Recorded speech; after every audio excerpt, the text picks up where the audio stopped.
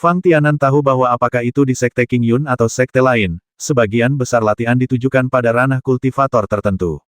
Sebelumnya, dia telah mendengar dari penjaga toko Meng bahwa banyak murid biasa dari Sekte Qingyun telah menyumbangkan poin melalui sekte tersebut untuk ditukar dengan latihan yang sesuai.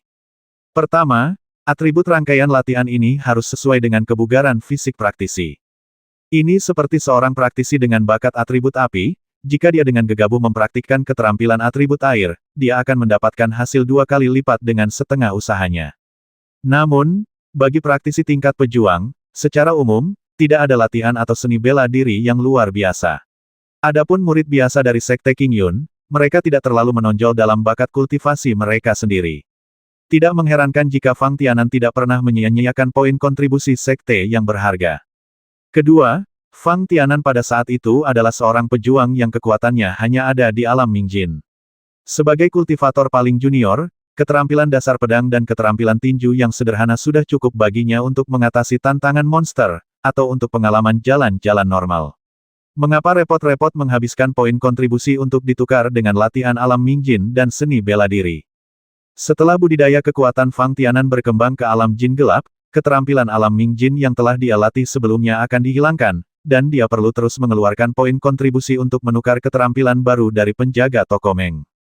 Ini tentu saja merupakan hal yang baik bagi penjaga toko Meng. Semakin banyak orang yang menebus, semakin banyak penghasilannya. Namun, bagi murid biasa dari Sekte Qingyun, itu adalah biaya yang sangat besar.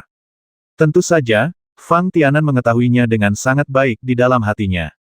Rata-rata murid Sekte Qingyun hanya memiliki 8 atau 900, jika tidak 1000. Di antara begitu banyak murid biasa, mungkin hanya ada selusin atau 20 yang pada akhirnya bisa menjadi murid luar dari Sekte Qingyun. Kemungkinan seperti itu, selain menceritakan perjalanan sulit seorang kultivator, juga membuat sebagian besar murid biasa memahami bahwa mereka belum tentu dapat maju ke pejuang tingkat yang lebih tinggi di masa depan. Dengan sumber daya yang ada, tukarkan dengan serangkaian latihan yang sesuai untuk membuat diri Anda sekuat mungkin. Bahkan jika Anda tidak diterima di Sekte Qingyun pada akhirnya, Anda dapat dengan mudah beralih ke hal lain. Hanya seorang pemuda seperti Fang Tianan, yang memiliki keyakinan teguh pada jalur kultivasi, yang dapat berpegang pada niat aslinya. Setelah Fang Tianan menjadi murid luar dari Sekte Qingyun, dia juga berharap untuk bertukar serangkaian keterampilan alam anjin dari sekte tersebut. Faktanya, efektivitas tempur yang dia tunjukkan sebelumnya jauh dari prajurit lain di level yang sama. Namun, kali ini dia cukup beruntung untuk memasuki gua warisan, memungkinkan energi atribut yang didantian Fang Tianan mengembun menjadi cairan yang. Hal ini membuat Fang Tianan curiga bahwa beberapa teknik di alam Mingjin tidak cocok untuknya untuk berlatih. Namun keberadaan cairan yang berbeda dengan para pejuang di alam Huajin akan sedikit beresiko jika mereka gegabah mempraktikkan teknik alam Huajin. Tapi sekarang, keterampilan yang ditandai pada patung batu yang dapat dipraktikkan di seluruh praktisi tidak diragukan lagi sangat tepat waktu untuk Fang Tianan. Untuk sesaat, Fang Tianan secara alami sangat gembira. Setelah dengan hati-hati mengingat benang Qian dan titik cahaya Qian di batu itu, Fang Tianan merasa cukup berpuas diri ketika dia menyingkirkan batu kecil berbentuk manusia itu. Setelah melintasi ruang terbuka seluas 10 meter persegi dan terus berjalan di jalan setapak, tidak ada bahaya lain yang ditemui di sepanjang jalan. Ketika sebuah gua muncul di ujung jalan setapak, Fang Tianan melangkah masuk dengan percaya diri. Di dalam gua tidak gelap. Seluruh gua dapat menampung 2 atau 3 orang yang berjalan berdampingan, dan tingginya lebih dari 3 meter. Pada kedua dinding gua terdapat batu bercahaya yang bertatahkan setiap jarak 5 meter. Batu bercahaya di sisi kiri dan kanan tidak sejajar satu sama lain, dan umumnya berada di tengah. Dengan cara ini, seluruh lorong di dalam gua terlihat cukup terang. Fang Tianan tidak mengetahui nama spesifik dari batu ini, tetapi dia tahu bahwa ketika gerbang dalam Sekte Qingyun dan tempat penting lainnya dibangun, kristal bercahaya akan digunakan untuk penerangan. Kristal jenis ini tidak banyak berguna dalam proses budidaya, hanya memancarkan cahaya, sehingga nilainya tidak terlalu besar. Bahkan masyarakat awam pun, asalkan punya tabungan di rumah, bisa membeli batu kristal jenis ini. Mereka hanya berbeda dalam ukuran dan intensitas cahaya. Oleh karena itu, Fang Tianan tidak berpikir untuk segera memisahkan kristal bercahaya yang tertanam di dinding ini. Sebaliknya, setelah maju sekitar 100 meter melalui lorong di dalam gua, sebuah pertigaan muncul, yang membuat Fang Tianan ragu-ragu. Di pertigaan, Tidak ada tanda atau pesan. Mungkinkah dikatakan hanya mengandalkan keberuntungan? Meski Fang Tianan masih menyadari di dalam hatinya bahwa bisa lulus ujian bergantung pada keberuntungan, namun ketika ujian seperti itu benar-benar dilakukan di hadapan Fang Tianan masih merasa agak ragu-ragu. Fang Tianan sengaja ingin menguji dua energi aneh di pelat logam di dantiannya, tetapi Fang Tianan tidak menerima tanggapan apapun. Tampaknya hanya dua energi ini yang datang ke Fang Tianan secara mandiri, dan Fang Tianan tidak memiliki cara untuk mengendalikannya. Hal ini membuat Fang Tianan merasa sedikit tidak berdaya. Namun, ketika dia berpikir bahwa dia telah memperoleh banyak hal dengan memasuki gua warisan kali ini, suasana hati Fang Tianan dengan cepat menjadi lega. Dia secara acak mengambil persimpangan jalan dan berjalan ke depan. Secara umum, ini mirip dengan lorong gua yang pernah kami lalui sebelumnya. Namun, setelah berjalan 40 atau 50 meter lagi, kami menemui pertigaan lain. Fang Tianan hanya bisa memilih untuk melanjutkan dan maju. Pada periode ini, sebagian lorong gua yang dilalui jelas menanjak ke atas, dan sebagian lagi seperti berjalan di tanah datar. Secara bertahap, Fang Tianan menemukan sebuah kemungkinan. Hanya bagian atas yang merupakan pilihan yang tepat. Bagaimanapun, apapun hasil akhirnya, tujuan Fang Tianan adalah mencapai istana di puncak gunung. Dengan cara ini, Fang Tianan menaruh banyak perhatian pada pilihan selanjutnya. Pilih saja salah satu pertigaan di persimpangan dan berjalan ke depan sebentar. Jika ke atas, teruskan. Jika datar atau ke bawah, putar kembali dan keluar dan pilih pintu masuk yang lain. Sekitar 1 jam kemudian, Fang Tianan melewati sebuah lorong gua dan tiba di pertigaan lainnya.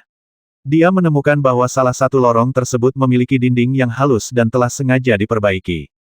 Ini harus dianggap berada di jalan yang benar, bukan? Fang Tianan berpikir begitu dan melangkah maju dengan tegas. Di lorong itu, kristal bercahaya yang tergabung di dinding masih seperti sebelumnya. Namun, kepadatan dan kecerahannya meningkat. Selain itu, terdapat sedikit debu di jalan batu yang datar. Kalau dipikir-pikir, bagian ini sudah ada sejak lama, dan hanya sedikit orang yang melewatinya. Debu ini juga dibawa ke sini oleh sirkulasi udara di lorong gua sebelumnya. Setelah maju hampir 100 meter, ujung depan lorong tiba-tiba terbuka, memperlihatkan sebuah aula.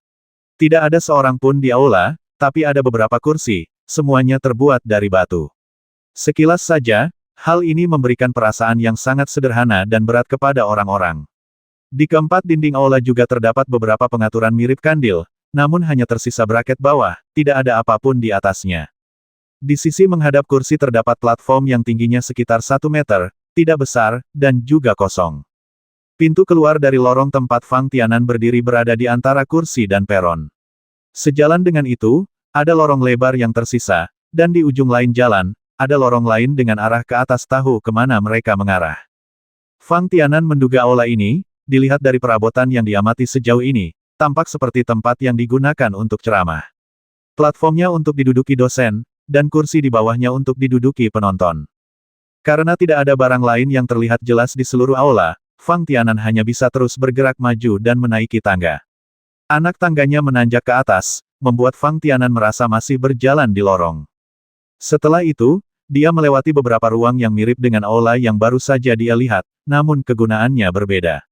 Beberapa digunakan untuk bermeditasi dan berlatih, sementara yang lain digunakan untuk istirahat. Kemudian, Fang Tianan tiba di tempat yang lebih besar dari semua ruangan yang pernah dia kunjungi sebelumnya digabungkan. Tidak ada lagi hanya 2 pintu masuk di ruang itu. Itu hampir ada di mana-mana. Fang Tianan menghitung dan menemukan ada lebih dari 10. Hal ini membuat Fang Tianan menghela nafas, bagaimana dia harus memilih jalan selanjutnya. Saat ini, ada gerakan tiba-tiba dari depan. Suara tersedak jelas merupakan suara benturan senjata. Fang Tianan tidak bisa menahan diri untuk tidak melihat ke arah sumber suara. Di pintu masuk sebuah lorong di sisi Fang Tianan, Wu Yu, murid dalam dari Sekte King Yun, sedang bertarung dan mundur ke hadapan Fang Tianan. Segera setelah itu, ada sosok yang mengejar Wu Yu, tetapi bukan kultivator manapun yang memasuki gua warisan seperti dugaan Fang Tianan, tetapi seorang prajurit yang diukir dari batu besar. Prajurit ini sedang memegang perisai dan tombak di tangannya. Setiap gerakan yang dilakukan pedang panjang Wu Yu akan diblokir oleh perisai. Tombak di tangan prajurit batu itu sangat kuat dalam gerakan serangannya. Bahkan jika tubuh Wu Yu relatif cekatan dan dia bisa menghindar ke kiri dan ke kanan, dia masih akan terkena serangan dari waktu ke waktu.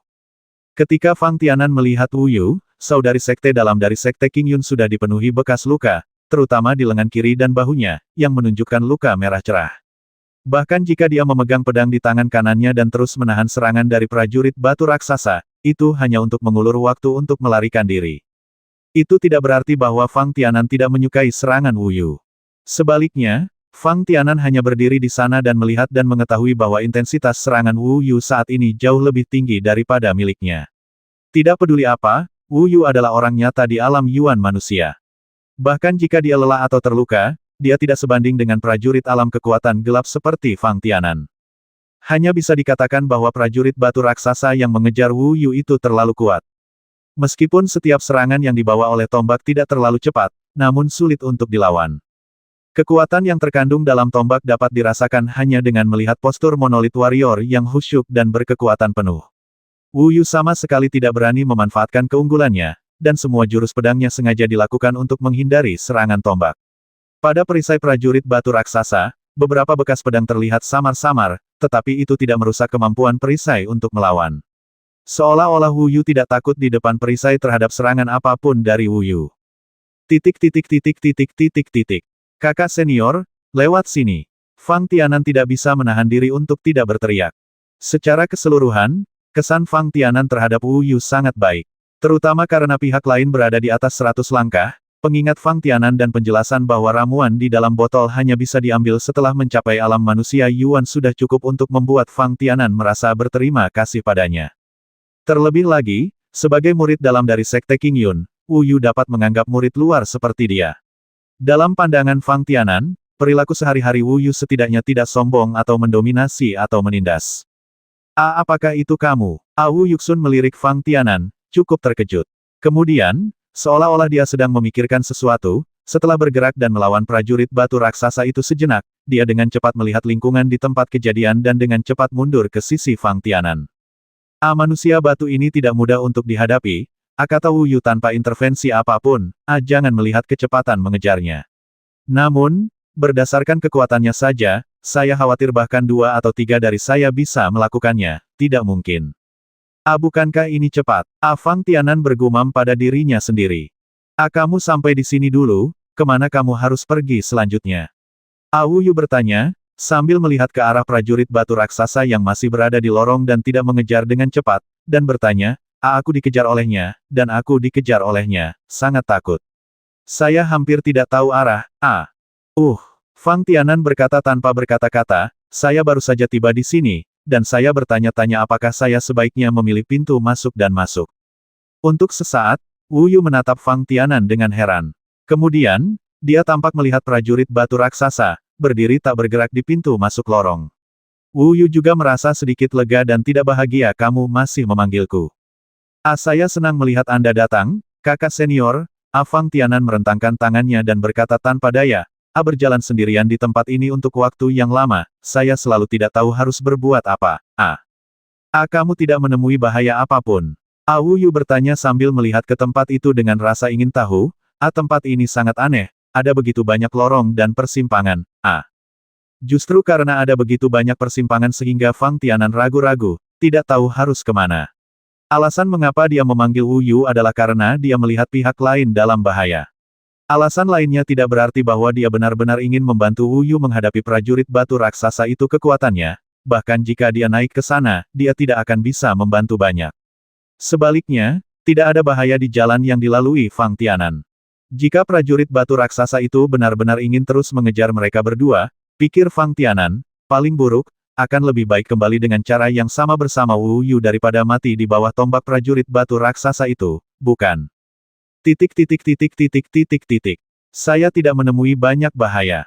Fang Tianan memikirkannya sejenak dan berkata, setelah menaiki 100 anak tangga dan memilih jalan untuk terus mendaki, saya menemukan boneka humanoid menghalangi saya. Saya tidak menemukan sesuatu yang istimewa, setelah berkeliling di tempat orang pembawa sial ini. Saya juga bertemu dengan boneka humanoid. Wu Yu tampak sedikit takut ketika mengatakannya. Jika saya tidak meminum pil lagi, dan gelombang energi nyata yang tiba-tiba memungkinkan saya menemukan kesempatan untuk menolaknya, sulit untuk mengatakan bahwa saya bahkan tidak bisa lulus ujian boneka manusia AA. Kakak senior, apakah kamu melawan boneka manusia sebelum menerobos? Hati Fang Tianan tergerak. Kenapa? Bukan. Mata Wu Yu langsung melebar dan dia menatap Fang Tianan. Di mana? Di mana? Mata Fang Tianan berkedip dan dia berkata, saya menganggap bahwa ketika menghadapi boneka manusia, kekuatan awalnya sangat kuat, setidaknya itu di alam manusia nyata. Saya tahu itu saya hanya seorang pejuang di alam Mingjin, jadi saya masih sangat khawatir dan tidak berdaya. Namun, ketika saya benar-benar mulai bertarung dengannya, itu hanya menunjukkan keadaan yang sedikit lebih kuat dari saya, dengan kekuatan Anda yang sebenarnya di manusia Yuan Realm. Kakak senior, kamu harus memiliki kesempatan untuk sukses setelah mengalahkan boneka humanoid di puncak alam Yuan manusia. Tampaknya kekuatan kakak senior tidak boleh diremehkan. Memohon untuk dipukuli. Wu Yu tersenyum pahit saat mendengarkan godaan Fang Tianan, kamu bahkan tidak tahu betapa malunya aku dipaksa oleh tombak di tangan boneka itu. Kalau begitu kakak perempuan, kamu lebih kuat. Fang Tianan memuji pihak lain, jika tidak, bagaimana kamu bisa berdiri di sini? Dalam hatinya, Fang Tianan menyimpulkan banyak informasi dari perkataan Wu Yu. Pertama-tama, harus ada boneka manusia yang menghalangi setiap jalan. Setiap boneka manusia pada dasarnya mirip dengan yang ditemui Fang Tianan. Namun akan ada perbedaan pada senjata yang dimiliki. Sama seperti Fang Tianan menemukan pedang panjang, Wu Yu menemukan tombak panjang. Fang Tianan mengira orang lain juga akan menemukan berbagai jenis senjata. Kedua, apakah Anda mengusir, mengalahkan, atau menghancurkan boneka manusia sepenuhnya? Selama Anda bisa melewati boneka manusia tersebut, Anda akan dianggap berhasil. Dan boneka humanoid tidak semuanya tampil habis-habisan, melainkan bertarung dalam keadaan yang sedikit lebih tinggi sesuai dengan kekuatan penantangnya. Selama pemecah tantangan dapat langsung mengeluarkan kekuatan tempur yang melebihi tingkat kekuatannya sendiri, maka peluang keberhasilan akan sangat meningkat. Namun, Fang Tianan masih belum begitu mengerti mengapa dua energi aneh di pelat logam di dantiannya tiba-tiba muncul dan memilih salah satu jalur. Jika kita hanya memperoleh batu berbentuk manusia yang terdapat pada boneka berbentuk manusia, bukankah tidak akan ada boneka berbentuk manusia di jalur lain? Ngomong-ngomong, aku belum tahu namamu. Wu Yu tiba-tiba berkata kepada Fang Tianan, apakah kamu bertemu orang lain di jalan? Fang Tianan menyebut namanya tanpa berkata-kata, dan tidak berdaya karena Wu Yu hanya menanyakan namanya saat ini. Tahukah Anda, keduanya berdiri bersama bahkan mengobrol lama sekali. Kalau dipikir-pikir, gaya Wu Yu yang biasa harusnya riang. Saya benar-benar belum pernah bertemu siapapun selama ini. Fang Tianan menjelaskan, omong-omong, kakak perempuan, Anda adalah orang pertama yang saya temui. Aku juga. Wu Yu mengangguk, lalu berkata dengan heran, bisakah kita memasuki labirin? Tanpa sadar, Wu Yu melihat sekeliling dengan gugup, sepertinya ingin mencari jalan keluar. Pada saat ini, prajurit batu raksasa yang mengejar Wu Yu masih berdiri di pintu masuk lorong dan belum memasuki aula. Ini juga alasan mengapa Wu Yu dan Fang Tianan bisa berdiri di samping dan berdiskusi dengan tenang. Sedangkan untuk keseluruhan aula, kecuali lebih dari 10 lorong di sekitarnya, area tengahnya sangat kosong. Hanya ada 4 pilar setebal 2 orang yang bisa saling berpelukan, disusun berbentuk persegi, menopang bagian atasnya. Dan di setiap pilar terdapat ukiran monster aneh. Selain itu, hampir sulit bagi Fang Tianan untuk membedakan arah mana yang merupakan arah utama di aula ini dan arah mana yang merupakan arah sekunder. Melihat ini, Fang Tianan dan Wu Yu datang ke salah satu pilar bersama-sama, berbalik, dan melihatnya dengan hati-hati. Kemudian, mereka melihat ketiga pilar lainnya. Setiap pilar diukir hanya dengan semacam monster. Bentuk keseluruhan monster umumnya dalam posisi melayang, melingkari pilar. Dan arah pandangan setiap kepala dan mata monster adalah di tengah aula. Hal ini membuat Fang Tianan sedikit kecewa. Tampaknya tidak mungkin untuk membedakan lokasi spesifik dengan mengamati monster-monster yang diukir ini. Pada saat yang sama, Fang Tianan dan Wu Yu sama-sama merasakan suara perkelahian yang datang dari lorong lain dalam sekejap. Ayo pergi dan lihat. Wu Yu dengan tegas berjalan menuju pintu masuk lorong tempat suara perkelahian itu berasal. Fang Tianan hanya bisa mengikuti dengan cermat. Dilihat dari suaranya saja, seharusnya ada tidak kurang dari 3 orang yang bertarung kali ini. Setidaknya, suara yang dibuat Fang Tianan saat mendengar Wu Yu bertarung dengan prajurit batu raksasa pasti tidak sekeras kali ini. Namun, tepat ketika Fang Tianan mengikuti Wu Yu dan hendak mendekati pintu masuk lorong, 2 orang keluar dari lorong karena malu. Ini sebenarnya kamu. Wu Yu memandang mereka berdua, sedikit terkejut, dan berkata, kalian berdua benar-benar bercampur. Aku benar-benar tidak menyangka, kakak muda Wu Yu. Salah satu dari mereka, setelah mendengar suara itu, segera menoleh dan melihat. Wajahnya menunjukkan sedikit kegembiraan pada awalnya, dan kemudian dia sepertinya menyadari arti dari kata-katamu. Wei Wei berkata dengan sedikit malu, tidak ada yang bisa kami lakukan. Halo, saya sudah lama mendengar bahwa Wu Yu dari Sekte King Yun adalah orang yang berani dan berhati-hati yang berbicara tanpa menahan diri. Sekarang saya telah melihatnya. Orang lain, saat ini, juga mengangkat tangannya ke arah Wu Yu dan berkata, saya akan mengunjungi Pangeran Bihaizong. Aku mengenalmu. Wu Yu buru-buru berbicara, hanya saja aku tidak menyangka kalian berdua akan bertemu bersama. Ngomong-ngomong, cepat pergi. Wang Ziyou sepertinya telah memikirkan situasi saat ini. Ekspresinya segera berubah dan dia berkata, kedua monster ini sangat kuat. Karena itu, terlepas dari reaksi Wu Yu dan yang lainnya, dia mengambil langkah pertama, bergegas keluar dari lorong, melewati Wu Yu, dan memasuki aula. Namun, Wang Ziyou segera merasakan perubahan ekspresi dan perilaku aneh di antara beberapa orang, dan mereka tidak menghindar, jadi dia tidak bisa menahan untuk tidak melihat ke belakang. Pada saat ini, prajurit batu raksasa yang awalnya mengejar Wang Ziyou dan mereka berdua, sekarang tampak seperti patung, berdiri di pintu masuk lorong, meletakkan senjata di tangannya, dan tidak mengusir mereka. Apakah ini? Segera, Wang Ziyou melihat sekeliling dan melihat prajurit batu raksasa yang awalnya mengejar Wu Yu di pintu masuk lorong lain. Untuk saat ini aman, Wu Yu mengangguk penuh arti. Mereka berempat saling memperkenalkan satu sama lain di aula. Anggota lain yang keluar dari lorong bersama Wang Ziyou adalah Deng Baichuan, murid dalam dari Sekte King Yun. Fang Tianan memandang orang lain. Dia mungkin berusia sekitar 30 tahun. Tidak heran dia memanggil adik perempuan Wu Yu sebelumnya. Dan usia Wang Ziyou pada dasarnya sama dengan Deng Baichuan.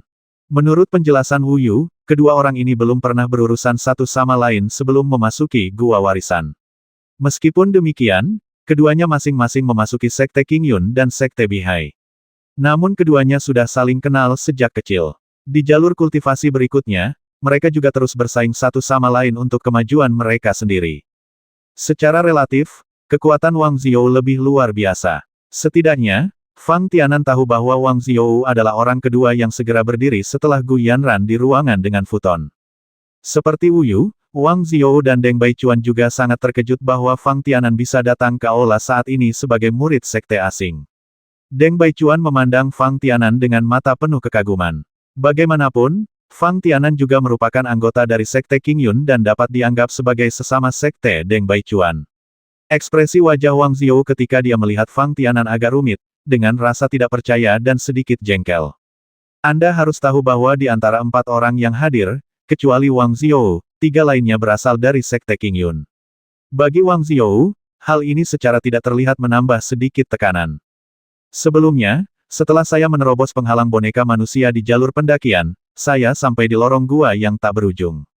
Pada saat ini, Deng Baichuan berkata, setelah mencari dalam waktu yang lama, saya akhirnya memasuki istana bawah tanah ini, namun, kami segera bertemu dengan prajurit batu raksasa.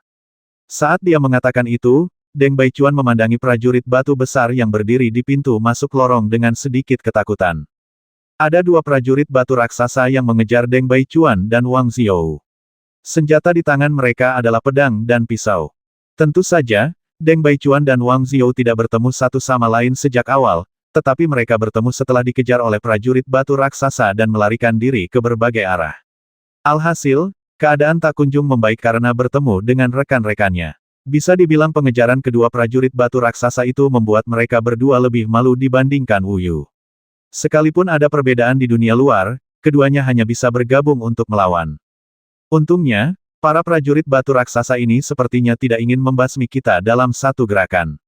Wang Ziyou menjelaskan sambil mengingat-ingat, mereka sepertinya hanya mengusir kita. Datang ke aula ini. Fang Tianan bertanya dengan berdebar-debar.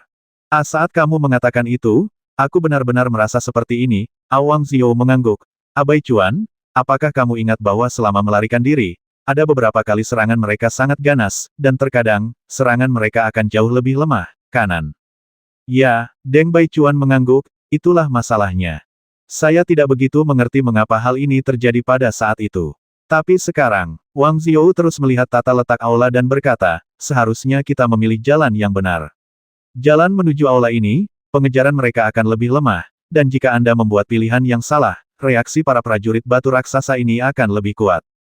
Jadi, tidak peduli jalan mana yang kita pilih dan pertempuran macam apa yang kita lalui, kita berakhir di sini. Wu Yu menyimpulkannya sebagai hal yang biasa setelah mendengar ini. Di saat yang sama, suara tenang keluar tidak. Kakak senior, Wu Yu mengikuti suara itu dan melihat Gu Yanran sedang berjalan dari pintu masuk salah satu lorong.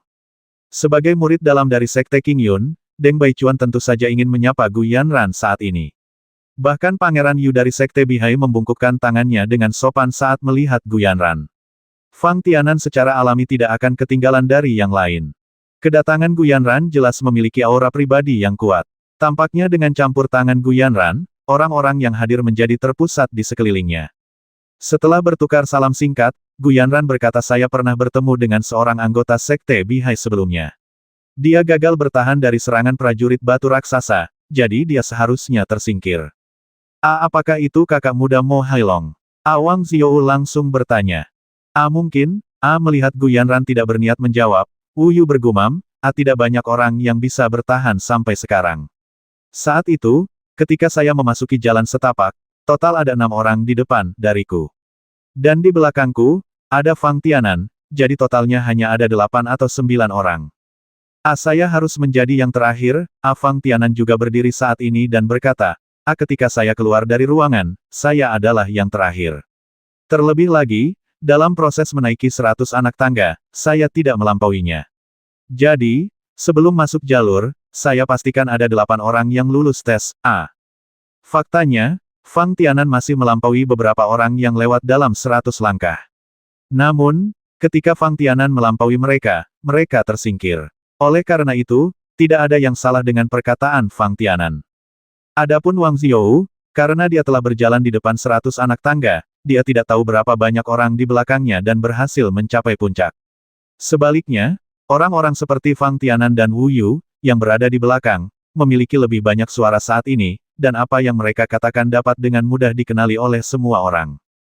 Kalau begitu, tampaknya jumlah orang yang dapat dikumpulkan di sini paling banyak tidak akan melebihi 7 orang, Deng Baichuan menyimpulkan, lalu menoleh ke Wang Zhou dan berkata, ketika semua orang ada di sini, maka Anda dapat mengetahui apakah itu benar. Kakak muda Mo Hailong, oh, hanya bisa seperti ini. Wang Zhou hanya bisa menghela nafas. Jika jumlah orang yang akhirnya berkumpul adalah 7, maka sekarang, ada 4 orang di Sekte King Yun, terhitung lebih dari separuh jumlah orang. Dan Sekte Bihai yang dia wakili hanyalah dia. Bisa dibayangkan kali ini kesempatan untuk mewarisi Dongtian kemungkinan besar akan jatuh pada orang-orang dari Sekte King Yun. Wang Zhou menghela nafas, dan dia tidak tahu apakah itu karena alasan ini atau karena apa yang dia katakan adalah adik laki-laki Mo Hailong tersingkir. Atau mungkin keduanya. Setidaknya, meskipun Gu Yanran tidak mengenal Mo Hailong, dia masih bisa mengetahui apakah dia berasal dari Sekte Bihai. Memikirkan 4 orang dari Sekte Bihai yang memasuki gua warisan kali ini, saya khawatir hanya Mo Hailong yang memiliki kesempatan untuk menaiki 100 anak tangga. Dengan cara ini, Wang Zhou telah menyetujui dalam hatinya bahwa anggota Sekte Bihai yang tersingkir adalah Mo Hailong. Saat berbicara, Fang Tianan juga mengetahui bahwa Mo Hailong adalah murid Sekte Bihai yang telah pergi mengumpulkan botol ramuan 2 kali tetapi pada akhirnya tidak menemukan apapun. Hal ini membuat Fang Tianan secara tidak sadar memikirkan apa yang dikatakan Wu Yu, bahwa dia telah meminum obat mujarab ketika dia bertemu dengan boneka manusia di jalan. Bahkan saat menaiki 100 anak tangga, Wu Yu mengandalkan dukungan obat mujarab dan akhirnya melewatinya dengan lancar. Jika Mo Hailong mendapatkan botol ramuan yang seharusnya menjadi miliknya, apakah hasil akhirnya akan seperti ini? Fang Tianan tidak bisa memikirkannya. Namun, Fang Tianan juga memiliki kesimpulan kasar tentang kekuatan orang-orang di depannya. Gu Yanran belum yakin. Lagi pula, ia telah mengatakan sebelumnya bahwa ia telah bertemu dengan prajurit batu raksasa, namun dari kenyataan bahwa ia bisa keluar dari lorong itu dengan aman sendirian tanpa prajurit batu raksasa itu mengikutinya, ia tahu bahwa kekuatan Gu Yanran sungguh tak terduga. Entah dia mengalahkan prajurit batu raksasa, atau dia berhasil menyingkirkan pengikut prajurit batu raksasa. Adapun Wang Zhou dan Deng Baichuan, kekuatan mereka kira-kira sama. Selain itu, Dibandingkan dengan dua orang ini, Wu Yu tertinggal setengah level. Namun, tidak peduli bagaimana peringkat mereka, Fang Tianan jelas merupakan orang dengan kekuatan terburuk. Untuk sesaat, Fang Tianan tidak tahu peluang apa yang akan dia temukan dalam penjelajahannya selanjutnya. Jika perbandingannya hanya didasarkan pada kekuatan, dia mungkin tidak punya peluang untuk mencetak gol. Selanjutnya, orang ke-6 yang disambut Fang Tianan dan yang lainnya di aula adalah orang sungguhan dari alam renyuan yang lahir di sekte kecil. Yang sangat mengejutkan Fang Tianan adalah bahwa pihak lain adalah seorang wanita bernama Yan Qing. Usianya hampir sama dengan Gu Yanran. Ketika Yan Qing datang ke aula, di belakangnya, ada juga seorang prajurit batu raksasa yang memegang tombak bercat Fang Tian, mengikuti serangannya dari dekat. Seluruh rasa malu Yan Qing bahkan lebih buruk daripada saat Fang Tianan pertama kali melihat Wu Yu. Pakaian putih yang dikenakannya memiliki banyak bintik-bintik terbuka dan banyak diwarnai dengan warna merah cerah. Bahkan ada bekas darah di sudut mulut Yan Qing. Untungnya, seperti yang diharapkan Fang Tianan, prajurit batu raksasa yang memegang tombak yang dicat Fang Tian berdiri diam setelah tiba di pintu masuk lorong dan tidak terus mengejar. Yan Qing akhirnya menghela nafas lega saat melihat 5 orang berkumpul di aula. Wajah Yan Qing sedikit pucat, dan dengan noda merah cerah di tubuhnya, dia tampak memiliki pesona centil setelah perang besar. Terutama setelah dia merasa aman untuk sementara, sedikit rona merah tiba-tiba muncul di wajahnya, dan dia merasa sangat bernafsu di mata para praktisi pria yang hadir. Wajar jika setiap orang saling memperkenalkan. Setiap orang juga bertukar pengalaman masing-masing, seperti Yan Qing. Dia berada di labirin, mencari jalan yang benar dengan bingung, tetapi tanpa diduga, dia tiba-tiba menghadapi serangan prajurit batu raksasa, dan dia tersandung dikejar dan datang ke sini. Di antara semua orang, tampaknya hanya Fang Tianan yang tiba di aula ini tanpa menemui bahaya apapun. Untuk sesaat, Fang Tianan bertanya-tanya apakah dua energi aneh pada tanda logam di dantiannya mendorongnya untuk memilih salah satu jalur karena, secara relatif, jalur ini adalah yang paling aman. Fang Tianan memperhatikan dengan cermat prajurit batu raksasa yang berdiri di pintu masuk beberapa lorong. Bentuk mereka selalu mempertahankan postur pertahanan yang waspada, namun tidak bergerak. Jika dia tidak mengetahui sebelumnya bahwa begitu prajurit batu raksasa ini bergerak, kekuatan tempur mereka yang kuat dapat meledak ke alam manusia nyata, Fang Tianan akan tetap merasa bahwa mereka adalah patung yang diukir dari batu besar. Apakah menurutmu prajurit batu raksasa ini sama dengan boneka manusia yang kita temui sebelumnya? Kita harus mengalahkan mereka sebelum kita memenuhi syarat untuk terus melewati level tersebut. Wu Yu berdiri di samping Fang Tianan dan bertanya dengan suara rendah. Di antara 6 orang yang hadir, umumnya mereka dibagi menjadi 2 kelompok kecil. Keempat orang dari Sekte Qingyun secara alami berdiri bersama. Pangeran Yu dari Sekte Bihai dan Yan Qing dari Sekte kecil yang baru tiba berdiri bersama. Fang Tianan tidak keberatan dengan posisi seperti itu. Jika Fang Tianan berasal dari sekte kecil, dia akan memilih cara ini. Bagaimanapun, di aula ini, kekuatan sekte Qingyun terlalu kuat dan memainkan peran yang menentukan. Orang-orang dari sekte yang tersisa secara alami perlu bersatu. Jika orang-orang dari sekte Qingyun bertekad untuk membasmi Wang Zhou atau Yan Qing saat ini, mereka berdua hanya bisa melarikan diri karena malu, atau menyerah, atau melarikan diri ke pintu masuk lorong yang tidak diblokir oleh raksasa, prajurit batu, lanjutkan penjelajahan yang tidak diketahui. Justru karena masih ada lorong-lorong yang tidak dihalangi oleh prajurit batu raksasa itulah Wang Zhou dan Yan Qing ingin berdiri di aula ini bersama beberapa orang dari Sekte Qingyun saat ini. Namun, yang tidak disangka Fang Tianan adalah setelah kedatangan Gu Yanran dan yang lainnya, Fang Tianan awalnya mengira Wu Yu akan memilih untuk berdiri bersama 2 murid dalam, tetapi tanpa diduga, Wu Yu berkumpul dengan Fang Tianan. Setelah memikirkannya, Fang Tianan mengangguk sedikit dan berkata, itu sangat mungkin. Lagi pula, sekarang Stone Warriors telah muncul, jika mereka mengantarkan Wu Yu dan yang lainnya ke aula ini, itu akan berlebihan. Dan setelah semua orang yang berhasil menembus level tersebut berkumpul, tidak diketahui apakah prajurit batu raksasa ini akan mendapatkan kembali kekuatan bertarung mereka. Tiba-tiba, di lorong yang digunakan Wang Zhou dan Yan Qing sebagai upaya terakhir untuk melarikan diri, terdengar suara gemuruh samar, seolah-olah seseorang sedang berlari kencang. Suara yang datang dari langkah kaki di tanah di lorong itu hampir terdengar satu demi satu. Tentunya, keributan yang terjadi kali ini pasti bukan hanya disebabkan oleh 1 atau 2 orang di lorong tersebut. 6 orang di aula, dipimpin oleh Gu Yanran, segera berdiri membentuk lingkaran, dan mereka semua melihat ke selusin lorong di sekitar mereka dengan waspada. Fang Tianan memperhatikan bahwa seorang prajurit batu raksasa dengan cepat muncul di pintu masuk lorong yang dia perhatikan. Ketika prajurit batu raksasa itu tiba, dia tidak menginjakkan kaki di dalam aula. Dia juga berdiri di pintu masuk lorong dan kembali ke keadaan tenang. Setelah itu, seorang prajurit batu raksasa tiba di hampir setiap pintu masuk lorong. Hei, Gu Yanran tiba-tiba bergumam pelan.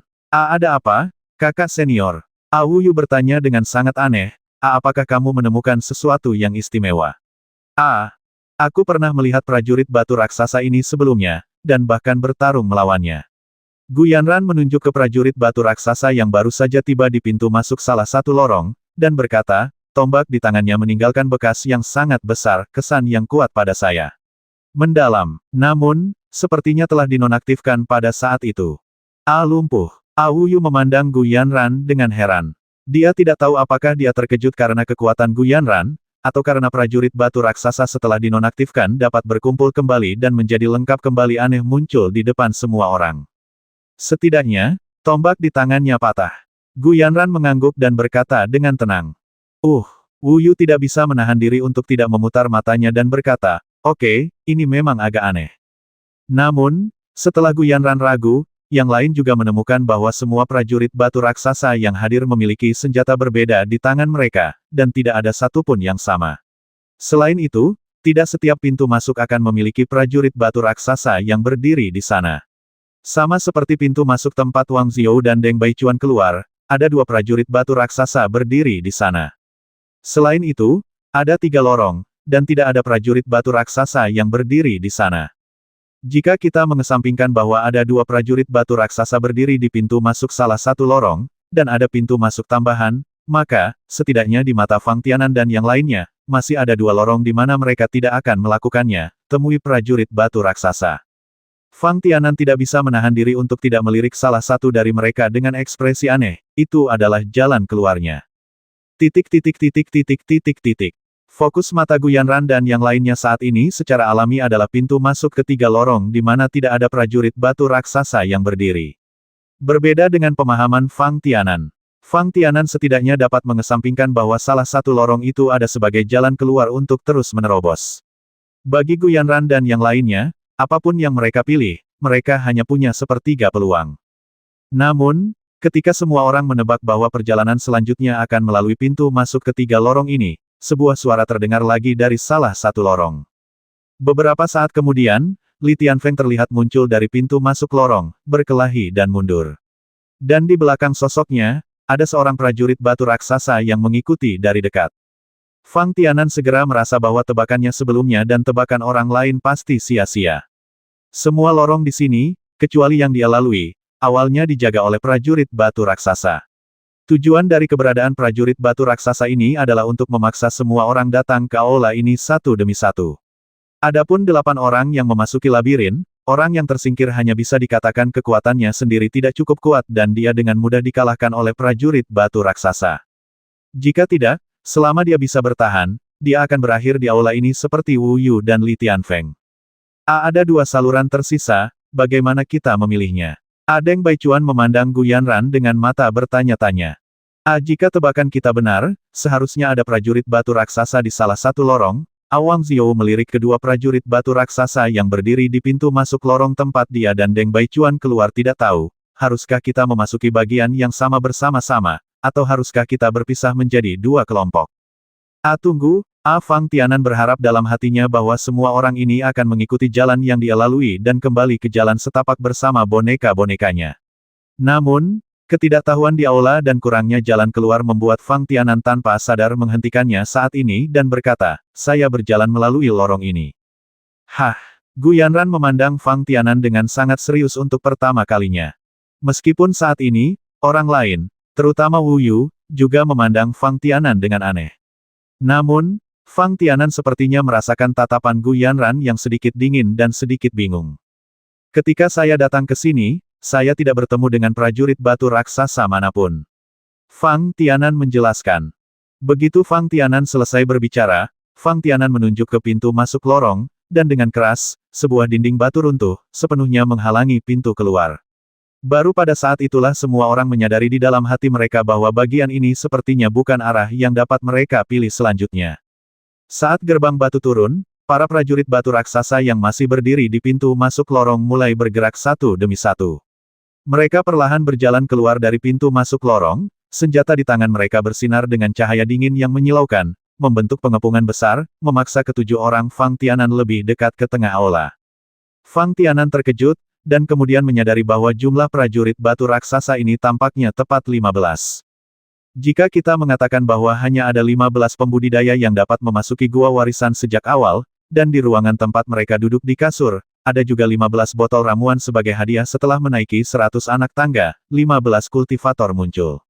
Sebuah jejak, dan sekarang, 15 prajurit batu raksasa telah muncul. Jika semua ini hanya kebetulan, itu terlalu kebetulan. Fang Tianan secara alami berpikir bahwa ini seharusnya diatur dengan sengaja oleh orang tua yang meninggalkan warisan. Namun, di aula saat ini tanpa jalan keluar, hanya tersisa 7 pembudidaya yang berhasil sampai di sini. Jika mereka ingin menerobos di hadapan 15 prajurit batu raksasa, jelas itu tidak realistis.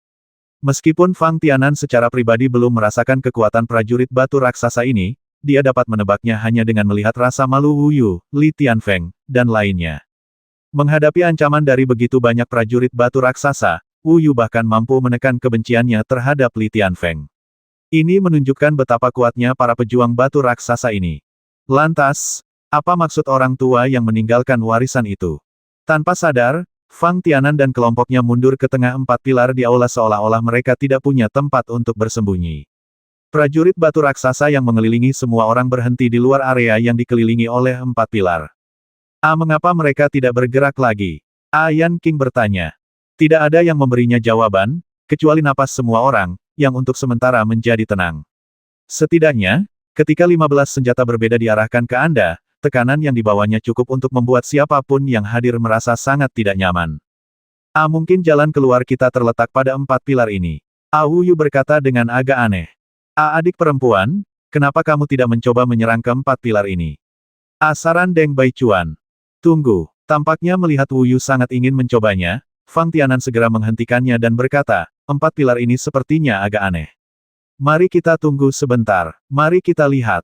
Karena pada saat ini, Fang Tianan samar-samar dapat merasakan bahwa ketika 15 prajurit batu raksasa terus mendekati 4 pilar di aula, 2 energi aneh di pelat logam di dantian tubuhnya mulai bergerak lagi, seolah bersiap untuk pecah melalui lagi.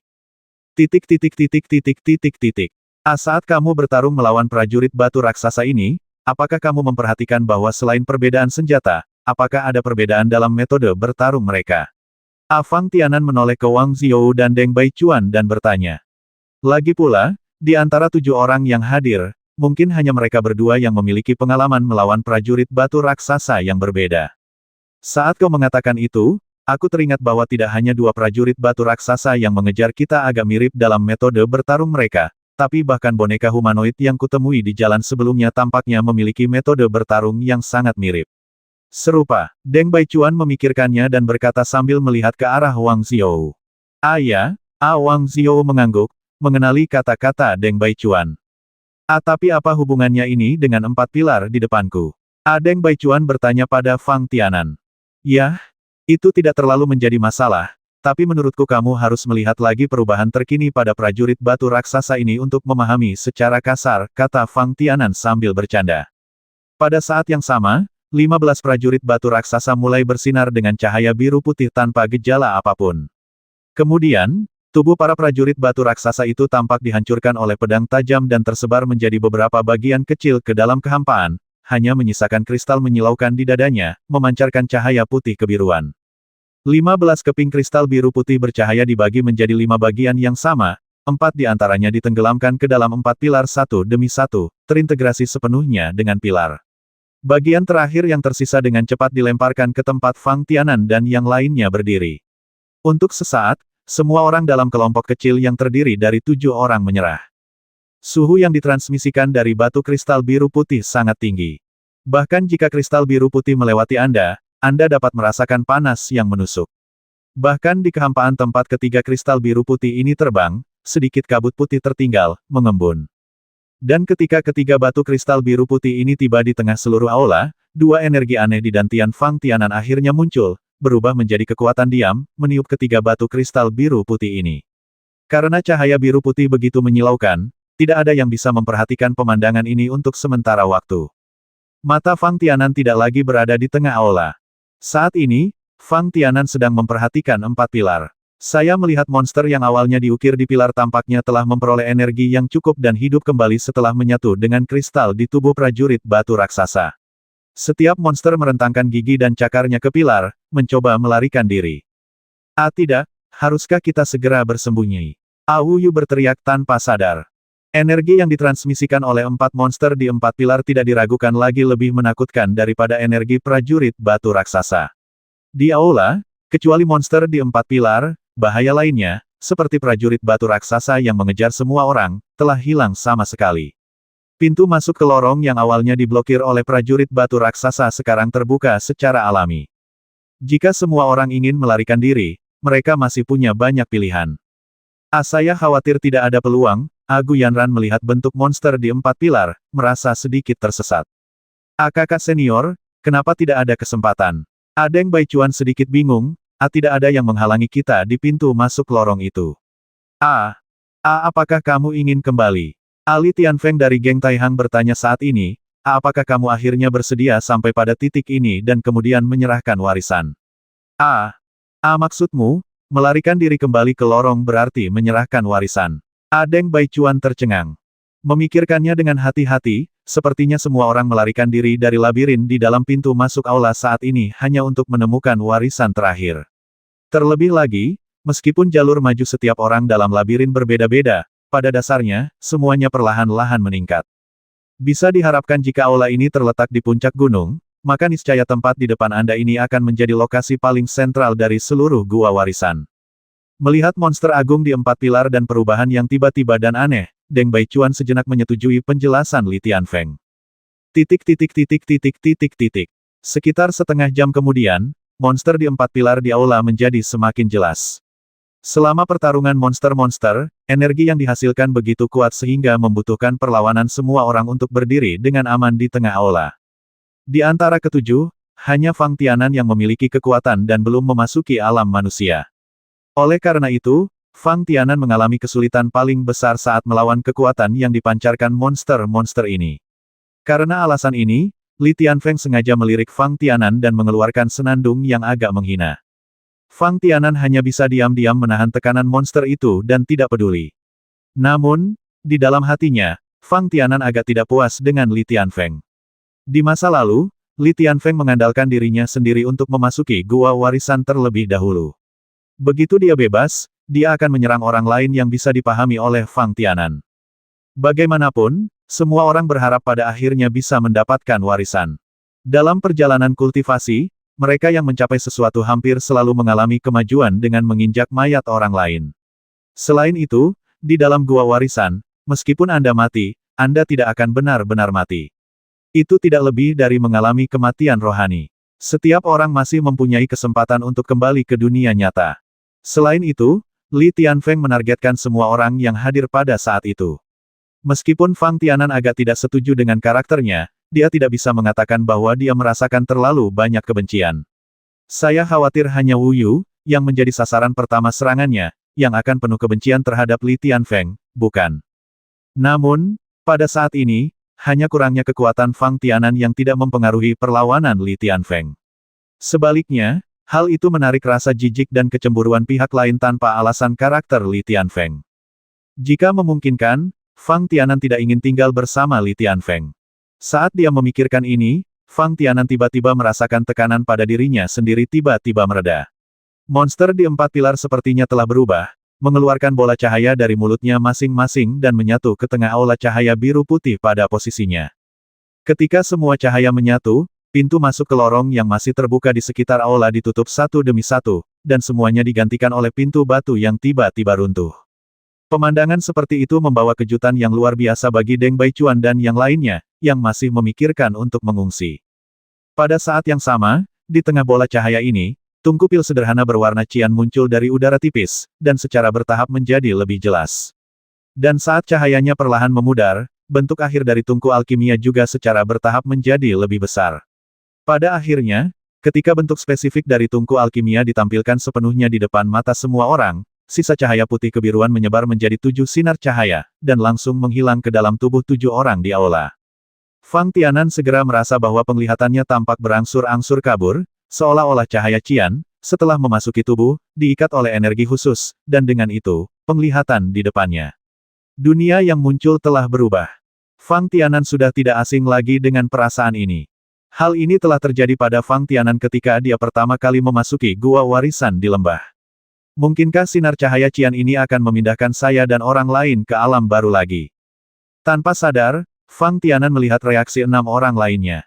Meski hanya sekilas, Fang Tianan dapat melihat bahwa mereka berenam memiliki reaksi yang berbeda.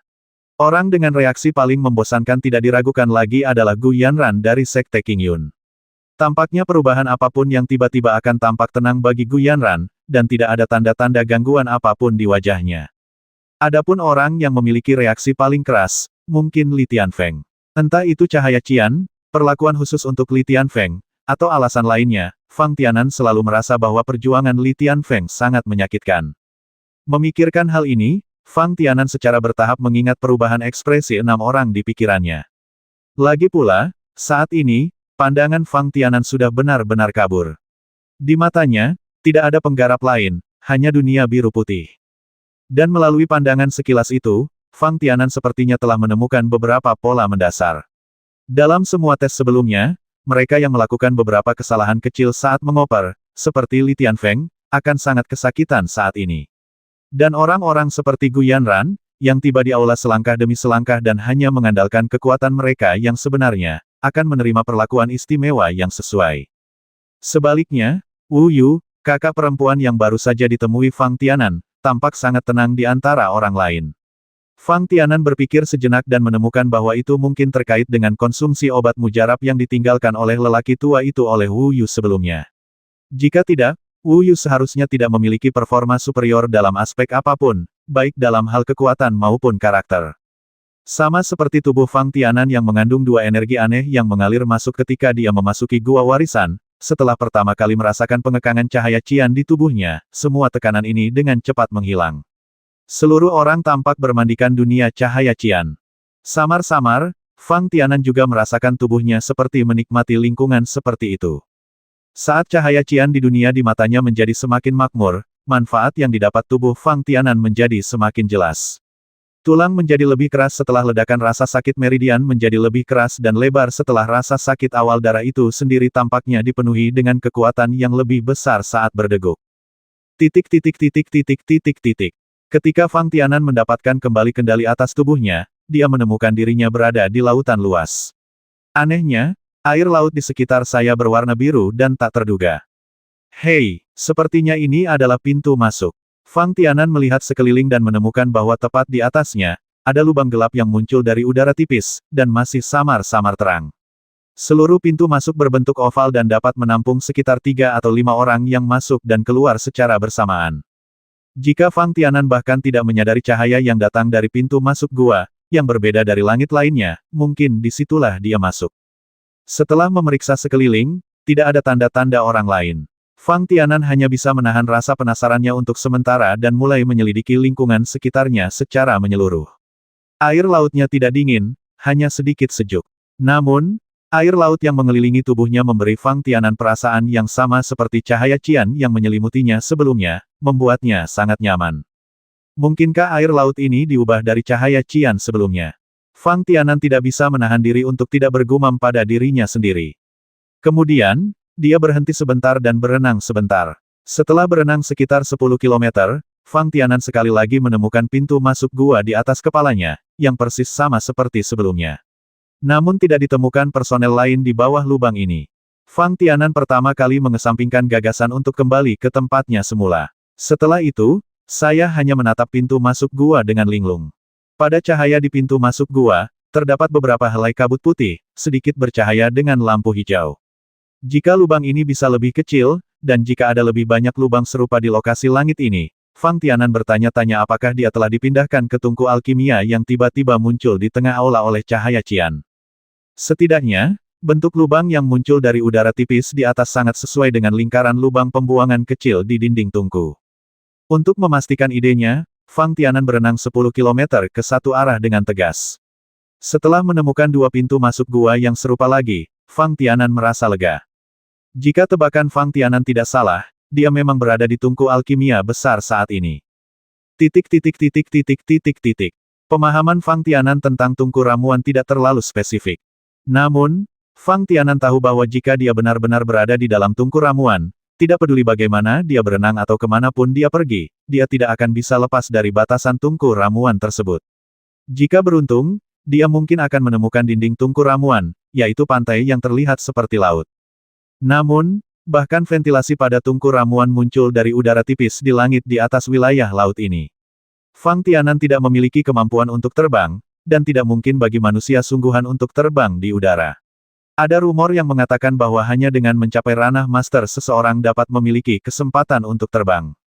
Namun, Fang Tianan belum pernah bertemu dengan masternya, atau bahkan orang asli dari alam Tianyuan di alam orang nyata. Anda tahu, di seluruh sekte King Yun, hanya pemimpin sekte yang telah mencapai alam Tianyuan. Oleh karena itu, tidak mungkin bisa lepas dari kawasan laut ini dengan mengandalkan kemampuan terbang. Untuk tungku ramuan, dinding tungku di sekelilingnya kira-kira sama di semua tempat. Jika memang ada kesempatan untuk menyentuh dinding tungku, Fang Tianan seharusnya sudah menemukannya sejak lama saat mencari-cari. Tidak peduli betapa sulitnya, dia masih bisa melihat dinding tungku dari kejauhan muncul di kehampaan, dan air laut di depan Anda tidak ada habisnya, jadi bagaimana Anda bisa menemukan dinding tungku? Satu-satunya pilihan adalah menyelam ke bawah. Mungkin akan ada sesuatu yang istimewa di dasar tungku ramuan. Untuk sesaat, Fang Tianan mengira dia berada di gua warisan. Ada berbagai indikasi bahwa apa yang diwariskan oleh gua warisan ini adalah informasi terkait pemurnian ramuan. Jadi, tempat apa yang paling berharga dalam tungku ramuan? Turun, turun, turun. Fang Tianan hampir berteriak dengan gila di dalam hatinya. Adapun orang lain yang menghilang ke aula bersama Fang Tianan tidak bisa mengurus mereka untuk saat ini. Mungkin begitu memasuki tempat ini, mereka langsung memilih menjelajah ke bawah. Sejak saat itu, Fang Tianan menarik napas dalam-dalam dan mulai mencoba menyelam. Begitu dia menyelam ke kedalaman laut, setelah mencapai kedalaman tertentu, Fang Tianan merasa kesulitan bernapas. Jika dia tidak berani ke permukaan dan menarik napas, dia hampir mati lemas di air laut. Hal ini membuat Fang Tianan sangat kesal. Betapapun kerasnya dia menyelam, sulit mencapai dasar laut. Selama ini, Fang Tianan memiliki perasaan samar-samar bahwa setelah memasuki gua warisan, peruntungannya tampak relatif lancar. Terlepas dari entry awal atau berbagai tes berikutnya, sepertinya selalu ada jejak keberuntungan yang tak dapat dijelaskan yang membantunya dan memungkinkannya mencapai posisinya sekarang selangkah demi selangkah. Sekarang coba pikirkan, di antara 7 orang yang akhirnya berkumpul di aula istana, kecuali Fang Tianan yang kekuatannya baru mencapai ranah anjin, yang mana salah satu dari 6 orang yang tersisa bukanlah orang sungguhan di ranah manusia Yuan. Jika kita benar-benar harus mengandalkan kekuatan masing-masing untuk mempertimbangkan, sulit untuk mengatakan bahwa Fang Tianan sudah lama tersingkir. Oleh karena itu, Fang Tianan tidak pernah menunjukkan niat untuk memperjuangkan apapun. Dalam pandangan Fang Tianan, bisa mendapatkan 2 energi yang sangat kuat, 3 botol ramuan bermutu tinggi, dan teknik pelatihan yang tercetak di batu berbentuk manusia adalah hasil panen yang benar-benar melebihi ekspektasinya. Bahkan jika Fang Tianan segera tersingkir, dia tidak akan menyesal. Namun, kamu tidak bisa terjebak di laut, jadi menyerah saja kan?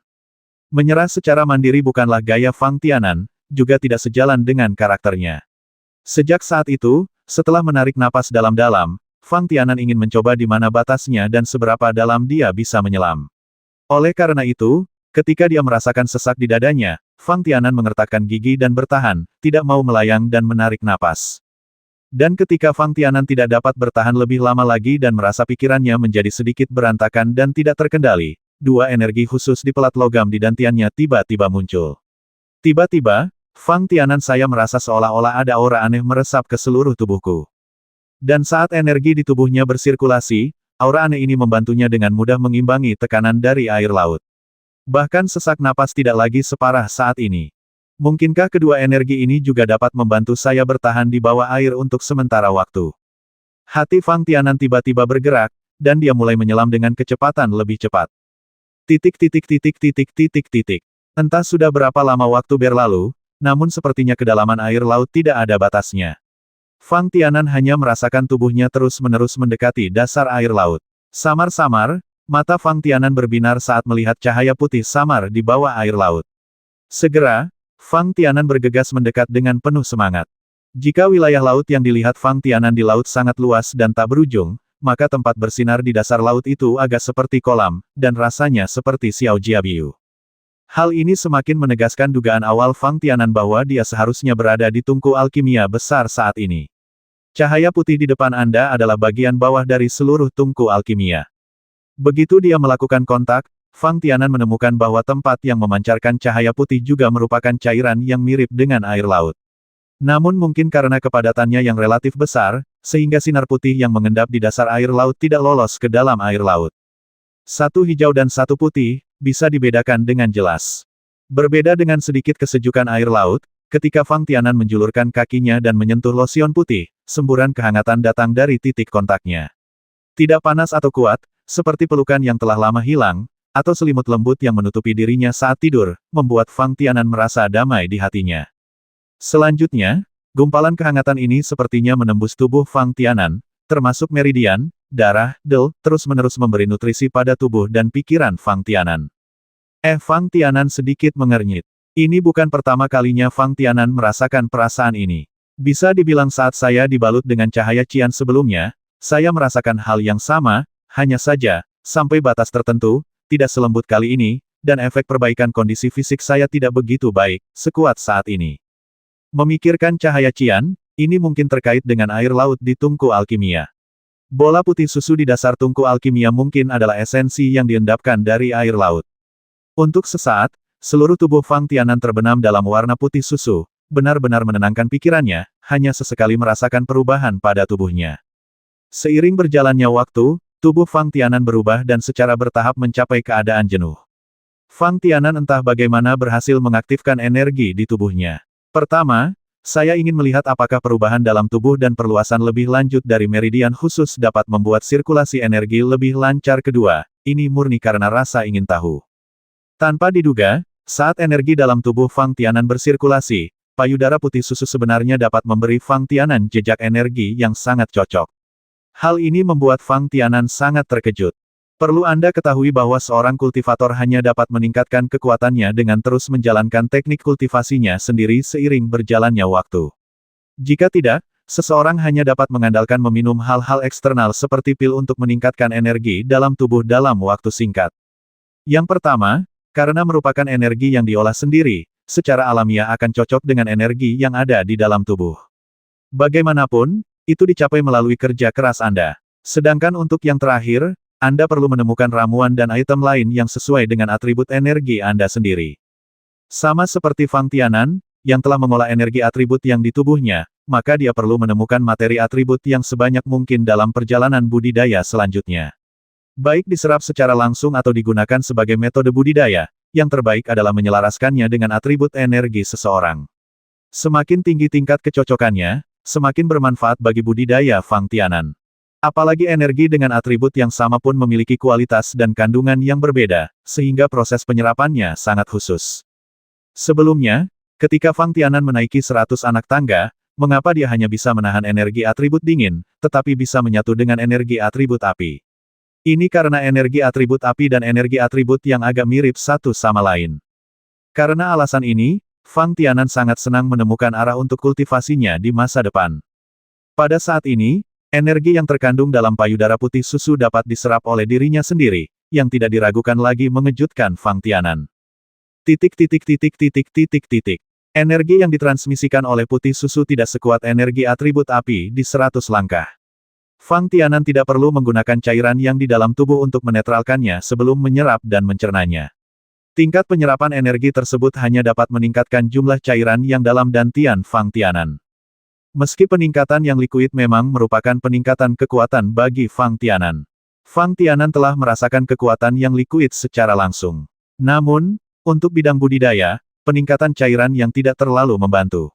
Sebaliknya, setelah energi yang terkandung dalam payudara putih susu secara bertahap diserap oleh Fang Tianan dapat merasakan bahwa energi dalam dantiannya dan kecepatan mengelilingi pelat logam sedikit lebih cepat memiliki kecenderungan untuk mulai mengatomisasi. Hal ini menunjukkan bahwa setelah Fang Tianan menyerap energi yang cukup, dia dapat maju ke bidang transformasi energi.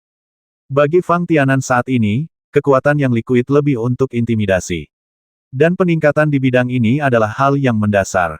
Terutama di aula, setelah merasakan paksaan yang dipancarkan oleh prajurit batu raksasa dan monster di pilar, Fang Tianan memahami bahwa hanya dengan meningkatkan wilayahnya, keseluruhan kekuatan dan efektivitas tempurnya akan ditingkatkan secara komprehensif.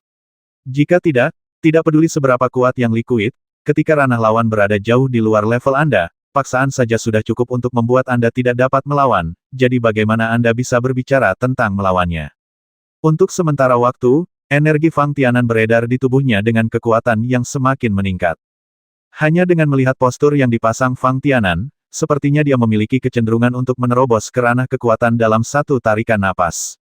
Jika sebelumnya, jika seseorang bertanya kepada Fang Tianan berapa lama waktu yang dibutuhkan seorang kultivator untuk menerobos dari alam Dark Jin ke alam Hua Jin, Fang Tianan pasti akan menjawab, setidaknya 1 tahun. Ini adalah sesuatu yang diketahui oleh hampir semua pejuang di benua ini. Apalagi jika bisa menerobos dalam batas waktu 1 tahun, itu sudah dianggap sangat luar biasa. Saat ini, lebih menyasar anak-anak muda yang memiliki talenta luar biasa. Dalam hal bakat dan kualifikasi Fang Tianan, dia membutuhkan waktu hampir 3 tahun untuk menerobos dari alam Ming Jin ke alam Dark Jin. Jika dia tidak cukup beruntung untuk menyerap energi batu sumber cahaya, Fang Tianan akan tetap menjadi pejuang di alam Ming Jin. Sepanjang jalur kultivasi, semakin jauh Anda mencapai alam selanjutnya, semakin sulit untuk menerobos.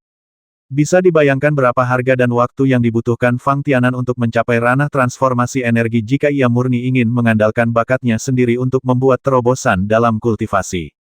Tapi sekarang, ketika Fang Tianan merasakan bahwa energi yang berputar di sekitar tanda logam di dantiannya secara bertahap menjadi lebih tebal dan tampak samar-samar teratomisasi, Fang Tianan tahu bahwa dia sudah berdiri pada tahap transformasi energi.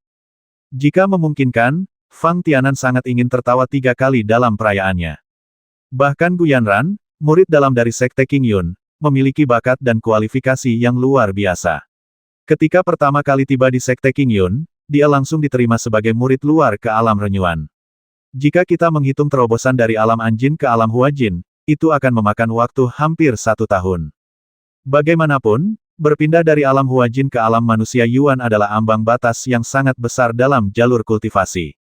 Tanpa peluang dan keberuntungan tertentu, akan sulit bagi pejuang biasa untuk menerobos. Oleh karena itu, Gu Yanran menghabiskan lebih dari 3 atau 4 tahun hidupnya untuk menyerang bidang Yuan manusia. Dan kini Fang Tianan, yang baru saja maju ke alam energi gelap 3 bulan lalu, kini berhasil menerobos ke alam Hua Jin. Hanya bisa dikatakan bahwa memasuki gua warisan kali ini telah membawa dampak yang besar bagi Fang Tianan. Meskipun dikatakan bahwa situasi kehidupan Fang Tianan mulai berubah setelah dia menyerap energi atribut yang dari batu sumber cahaya. Dari sebelumnya tidak diketahui dan pantang menyerah, hingga perubahan bakat, energinya sendiri juga telah mengembangkan atribut waktu dibandingkan dengan memasuki gua warisan, ini sepertinya tidak terlalu berarti. Keuntungan fisik spesifik Fang Tianan seperti 3 botol ramuan tidak disebutkan untuk saat ini. Ketika dia memasuki gua warisan, 2 energi aneh mengalir ke tubuhnya dan mengikutinya kemana-mana ditangkap oleh cian cahayanya memperbaiki fisik, sehingga penyerapan energi hangat saat ini di tubuh putih susu telah membawa serangkaian perubahan pada tubuh Fang Tianan. Tidak hanya kekuatannya yang meningkat, meridian dalam tubuh dan energi yang terkandung dalam darah juga meningkat pesat.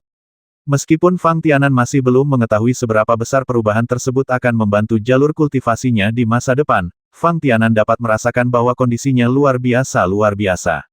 Bahkan jika dia bertemu orang sungguhan di alam Yuan manusia sekarang, Fang Tianan masih percaya diri untuk bersaing dengannya.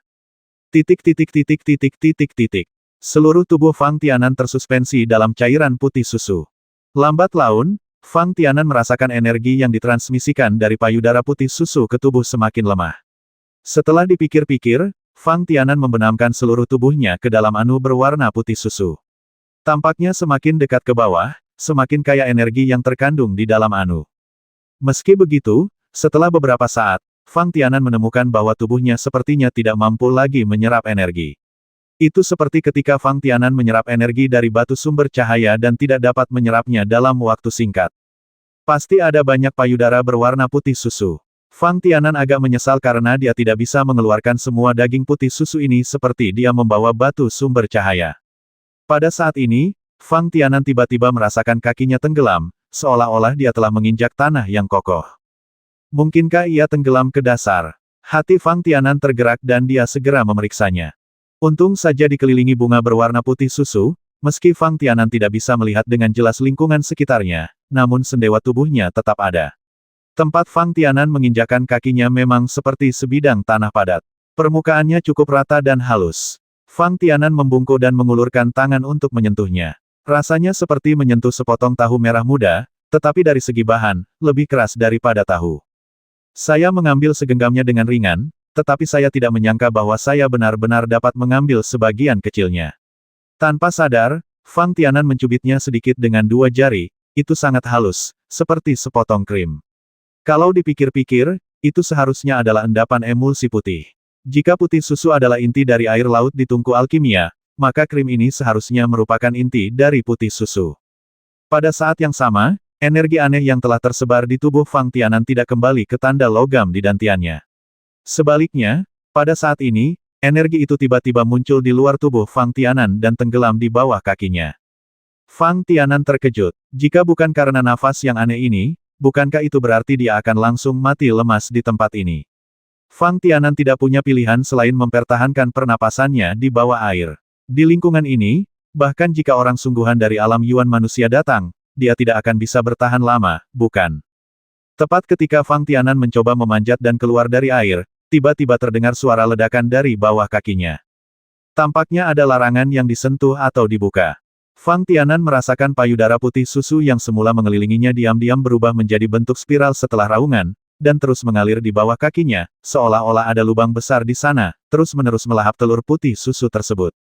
Saat daging putih susu menghilang semakin cepat, Fang Tianan dibawa ke pintu masuk gua oleh kekuatan inersia ini tanpa perlawanan apapun. Ternyata itu adalah ruang mandiri. Fang Tianan menemukan dirinya berada di tempat yang aneh. Dari permukaan, ini tidak diragukan lagi tampak seperti ruangan untuk memurnikan ramuan. Ada banyak tungku ramuan yang dipajang di dalamnya, ditempatkan dengan rapi di dinding. Setelah dihitung kasar, ada sekitar 10, dan ada 4 rak buku dengan beberapa buku dan ramuan botol ditampilkan pada mereka. Selain itu, terdapat kasur berwarna emas yang diletakkan di depan rak buku. Di luar angkasa, di atas tanah kosong yang luas, terdapat ukiran beberapa pola aneh di atasnya, antara lain lingkaran, bujur sangkar, dan garis tunggal, baik melengkung maupun lurus. Di tengah-tengah semua pola, terdapat lubang gelap. Memang tidak besar, namun sepertinya tidak memiliki dasar sehingga sulit untuk dilihat dengan jelas. Cairan putih susu yang memasuki ruang ini bersama Fang Tianan mengalir ke dalam lubang ini beberapa kali saat ini. Selain itu, Fang Tianan dapat dengan jelas merasakan bahwa energi aneh yang awalnya muncul dari tubuhnya kini mengalir di sepanjang pola di tanah, seolah mencoba menghilangkan semua garis pada pola tersebut. Fang Tianan hanya bisa berdiri kosong, seperti penonton, menyaksikan rangkaian perubahan ini. Dia bisa bergerak, tapi dia tidak bisa menyentuh apapun. Bahkan jika Fang Tianan berjalan ke rak buku dan mengulurkan tangan untuk mengambil buku, dia tidak bisa menyentuh apapun. Dia juga dapat berbicara, tetapi dia tidak dapat mengeluarkan suara apapun. Setidaknya, Fang Tianan sendiri tidak dapat mendengar apa yang dia katakan. Secara bertahap, pola di tanah mulai bersinar dengan cahaya cian. Semua grafik, setelah sinar cahaya ini menyala, semuanya terhubung menjadi satu kesatuan yang besar. Pada saat ini, Fang Tianan dapat melihat dengan jelas. Hanya dari garis besar polanya, itu jelas merupakan bintang berujung 6. Namun, pada berbagai posisi spesifik bintang berujung 6 ini, terdapat banyak sekali bentuk kecil yang mempesona dan tidak diketahui tujuannya. Tanda logam yang selama ini berada di tengah dantian Fang Tianan sepertinya ingin ikut bersenang-senang. Tanda itu keluar dari tubuh Fang Tianan dalam sekejap, dan dengan jepret, tanda itu tenggelam ke dalam lubang di tengahnya, polanya. Di saat yang sama, pola bintang berujung 6 di tanah tiba-tiba muncul. Setelah beberapa napas, cahaya cian yang bersinar ini membentuk sosok seorang lelaki tua, mengambang di kehampaan, tersenyum pada Fang Tianan. Fang Tianan tidak bisa menahan diri untuk tidak melebarkan matanya dan menatap lelaki tua di kehampaan. Itu adalah gambaran lelaki tua yang meninggalkan warisan gua surga. Orang tua itu tidak berbicara, dia juga tidak melakukan gerakan khusus apapun. Dia hanya menatap Fang Tianan, seolah dia ingin menanamkan gambaran Fang Tianan secara mendalam ke dalam pikirannya. Kemudian, tepat ketika Fang Tianan merasa tidak nyaman, gambaran lelaki tua itu perlahan-lahan menghilang ke dalam kehampaan, dan malah mengembun menjadi sinar cahaya yang tak terhitung jumlahnya, yang melesat ke semua objek yang ditampilkan di ruang angkasa. Di ruang ini, lebih dari selusin tungku alkimia yang awalnya ditempatkan melayang seketika setelah menerima sinar cahaya ini, dan dengan cepat bergabung satu sama lain. Pada akhirnya, hanya satu tungku alkimia Qian yang tersisa. Jika dilihat dari permukaan, tampak seperti tungku alkimia yang dilihat Fang Tianan di ruangan berisi kasur saat pertama kali memasuki Gua Warisan. Memikirkan kasur, mata Fang Tianan dengan cepat terfokus pada kasur emas di angkasa. Setelah tungku alkimia di ruang angkasa berubah, kasur emas juga mulai bersinar dengan cahaya kuning. Tentu saja futonnya hanya ada satu dan tidak perlu disatukan lagi. Yang mengejutkan Fang Tianan adalah bentuk akhir kasur itu terkondensasi menjadi titik cahaya kemasan. Selain itu, buku-buku dan botol ramuan di keempat rak buku, bersama dengan rak buku, bertabrakan, menyatu, dan memadat satu sama lain membentuk sebuah buku tebal dengan 4 karakter alchemy scripture tertulis di sampulnya. Pada saat yang sama, cahaya yang dipancarkan oleh pola bintang berujung 6 di tanah tampak sangat redup saat ini. Tanda logam di tengah pola itu melompat keluar dari lubang saat ini. Namun, tanda logam kali ini memberi Fang Tianan tampilan yang benar-benar baru. Tidak hanya terlihat seperti perubahan baru di permukaan, jejak kesederhanaan aslinya telah hilang sama sekali, bersinar sepenuhnya dengan kilau logam, sangat terang, bahkan dilihat dari kekuatan yang dipancarkannya tanpa terlihat, itu sudah cukup untuk membuat Fang Tianan merasa tercengang. Apakah ini masih tanda logam yang saya ambil sebelumnya? Belum lagi permukaan tanda logam yang berkilauan, perasaan yang diberikan tanda logam ini kepada Fang Tianan sungguh luar biasa. Seolah-olah tanda logam ini memiliki kehidupannya sendiri. Hanya dengan melihatnya, pikiran Fang Tianan dipenuhi dengan emosi yang luas, menyentuh, mendalam, dan banyak lainnya. Namun, tanda logam itu muncul begitu saja di udara dan tidak kembali ke tubuh Fang Tianan. Di samping tanda logam itu, ada 2 lampu biru yang terlihat dengan mata telanjang, melayang di sekitarnya, tampak seperti akan datang. Saat Anda masuk, Anda tidak dapat menemukan jalannya. Fang Tianan tidak bisa menahan senyum pahit. Kedua lampu hijau ini tidak bisa dikatakan sebagai 2 energi aneh yang awalnya tersembunyi di tanda logam. Titik. Hampir pada saat yang sama, apakah itu tanda logam dan 2 energi aneh yang berputar di sekitarnya, atau tungku ramuan baru, titik cahaya emas, dan buku alchemy scripture yang muncul di ruang ini, semuanya terbang ke tubuh Fang Tianan, satu demi satu. Fang Tianan segera merasakan tubuhnya seolah-olah telah menjelma menjadi sebuah wadah besar, dan segala macam benda bisa masuk dengan bebas. Meski begitu, hal-hal tersebut masih berbeda ketika mereka memilih untuk memasuki tubuh Fang Tianan. Itu seperti titik cahaya keemasan dan manual alkimia. Tempat yang mereka pilih untuk masuk adalah di antara mata di kepala Fang Tianan. Tanda logam, dan 2 energi yang mengelilingi tanda logam, berbeda dari aslinya. Mereka tidak memasuki dantian di bawah pusar Fang Tianan, tetapi tenggelam ke dalam dada Fang Tianan. Sedangkan untuk tungku alkimia Qian, jika Fang Tianan melihatnya dengan benar, seharusnya masuk ke pelat logam terlebih dahulu, lalu masuk ke tubuh Fang Tianan bersama dengan pelat logam. Tepat sebelum Fang Tianan sempat memeriksa dengan cermat semua perubahan ini, potongan informasi tiba-tiba terlintas di benaknya, persis seperti yang ditunjukkan oleh titik cahaya keemasan setelah menyatu dengan pemikiran otak Fang Tianan. Fang Tianan segera memahami bahwa titik cahaya keemasan Ganxing adalah pesan warisan yang ditinggalkan oleh lelaki tua yang mewarisi gua tersebut. Saat informasi ini terus dipahami oleh Fang Tianan secara umum memahami apa yang terjadi dalam penjelajahan gua warisan ini. Sosok lelaki tua yang muncul di kehampaan tidak diragukan lagi adalah tuan yang meninggalkan warisan tersebut. Masih belum ada pengenalan khusus di titik cahaya emas tentang siapa orang tersebut. Namun, Fang Tianan mengetahui bahwa dia adalah seorang alkemis yang hidup setidaknya 10.000 tahun yang lalu. Banyaknya ujian di dalam gua warisan tidak lebih dari menguji karakter, kekuatan, dan lain-lain bagi para pendatang yang terlambat yang cukup beruntung bisa memasuki tempat ini sesuai keinginan orang tua tersebut. Terus terang, lelaki tua ini hanya ingin mencari penggantinya. Oleh karena itu, tidak ada bahaya bagi kehidupan siapapun setelah memasuki gua pusaka. Adapun apakah Anda bisa mendapatkan warisan terakhir, itu tergantung keberuntungan. Awalnya, Fang Tianan masih bertanya-tanya mengapa dia, seorang pejuang atribut yang lemah, bisa melenyapkan seorang jenius seperti Gu Yanran dan mendapatkan pengakuan dari lelaki tua itu. Ketika informasi yang terkandung dalam titik cahaya emas terus menyatu dengan pemikiran Fang Tianan juga menemukan faktor terbesar, yaitu tanda logam yang diperoleh Fang Tianan sebelumnya. Dalam kata-kata orang tua itu, ini adalah tanda batas. Tampaknya, seluruh gua warisan mungkin tidak akan ada. Rambu batas selalu berada di dekat pintu masuk gua peninggalan, namun baru saja disegel. Kalaupun ada yang tidak sengaja mengambilnya, tidak akan memicu terbukanya gua peninggalan, kecuali segel pada tanda batas tersebut dibuka. Fang Tianan tanpa sadar memikirkan segel yang dia tebus dari penjaga toko Meng. Tentu saja, tidak mungkin sebotol selan 3 tanpa produk berhasil melepaskan segel jipai. Hanya dapat dikatakan bahwa ketika orang tua pewaris mengukir segelnya, sudah ditetapkan bahwa darah naga atau burung phoenix akan diperlukan untuk mengangkat segel tersebut terlebih dahulu. Pada saat yang sama, Fang Tianan juga memahami bahwa ketika dia memasuki pintu masuk gua warisan, 2 binatang aneh di gerbang kehampaan adalah naga yang akan berevolusi menjadi naga, dan naga yang akan berevolusi menjadi seekor naga.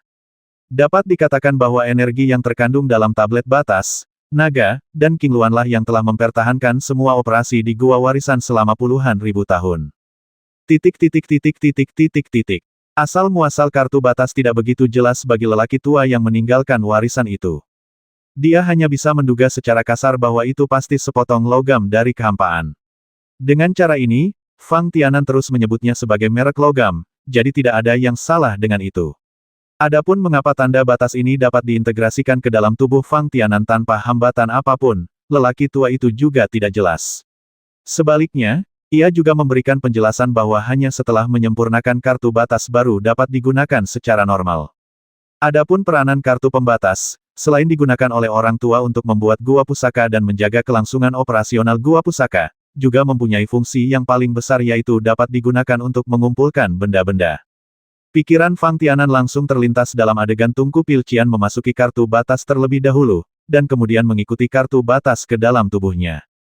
Jika tidak seorang pun di antara semua orang yang memasuki gua warisan menerima kartu batas, maka lelaki tua ini tidak punya pilihan selain menemukan orang yang paling menonjol di antara mereka untuk meneruskan kemampuannya.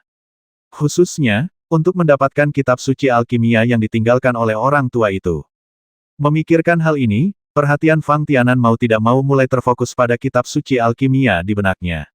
Di sampulnya hanya ada 4 karakter besar. Dilihat dari informasi yang ditinggalkan oleh lelaki tua itu, Fang Tianan juga secara kasar memahami bahwa ini adalah buku yang mencatat keterampilan alkimia dalam kehidupan lelaki tua itu.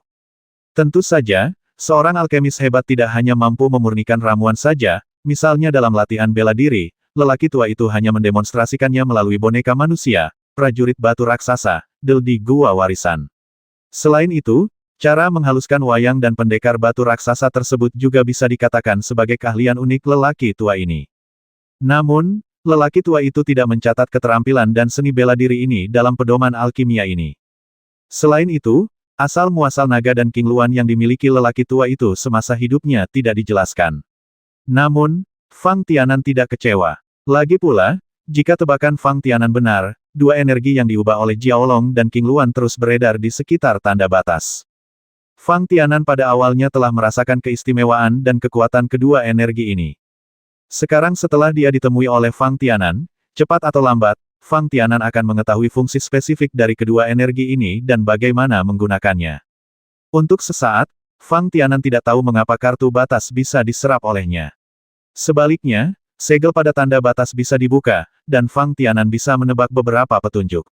Pada saat itu, ketika Fang Tianan mengambil tanda batas, tanda itu berlumuran darah monster naga bumi tingkat ketiga. Dikabarkan bahwa naga bumi tingkat ketiga memiliki darah klan naga. Tidak sulit untuk memahami bahwa setelah puluhan ribu tahun, segel pada kartu batas tiba-tiba terbuka setelah direndam dalam darah naga bumi, dan gua warisan muncul di pegunungan Netherworld.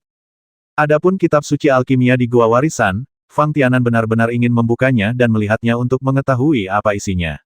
Entah itu kebisingan yang disebabkan oleh gua warisan atau misteri alkimia, semuanya membawa perasaan baru pada Fang Tianan.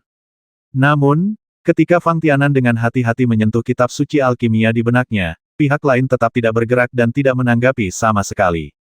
Fang Tianan benar-benar depresi.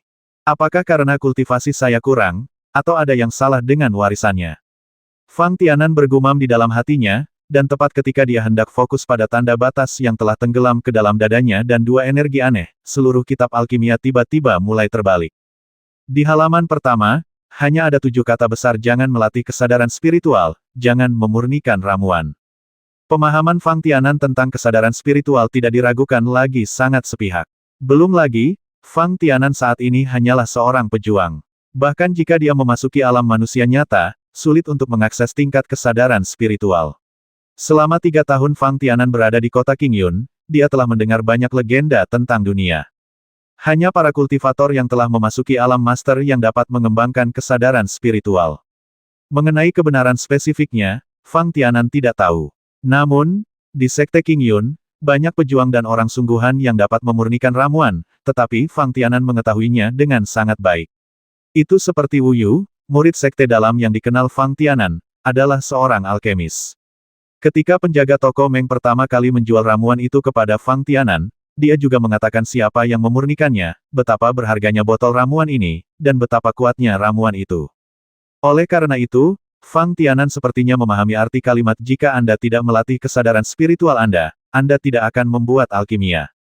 Dalam pandangan Fang Tianan, jika dia menguasai kitab suci alkimia tetapi tidak menyempurnakan ramuannya, apa gunanya?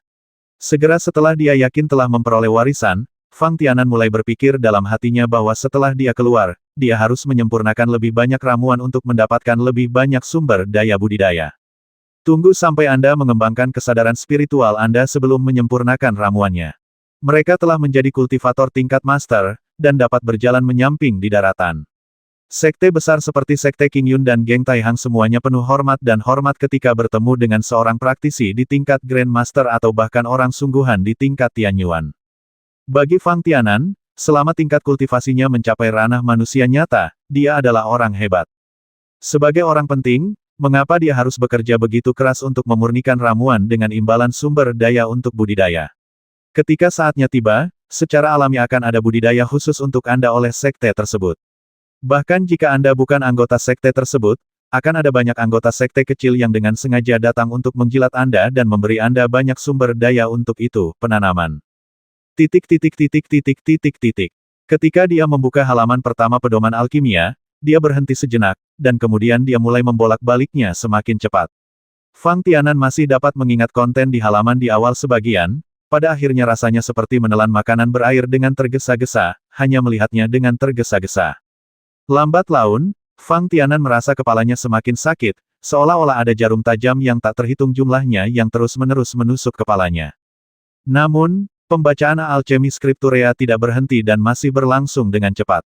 Jika Anda dapat mendengar suara di benak Anda saat membalik halaman buku, Fang Tianan dapat merasakan pasti ada suara gemerincing di otaknya. Ketika Alchemy Scripture telah selesai dibaca dan diselesaikan, Fang Tianan merasakan rasa sakit di pikirannya akhirnya berhenti bertambah.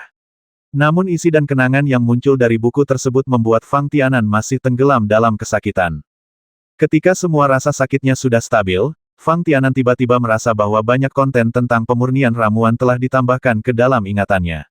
Di antara mereka, untuk pertama kalinya, saya akhirnya memiliki pemahaman mendalam tentang kata-kata jika Anda tidak melatih kesadaran spiritual, Anda tidak akan membuat alkimia.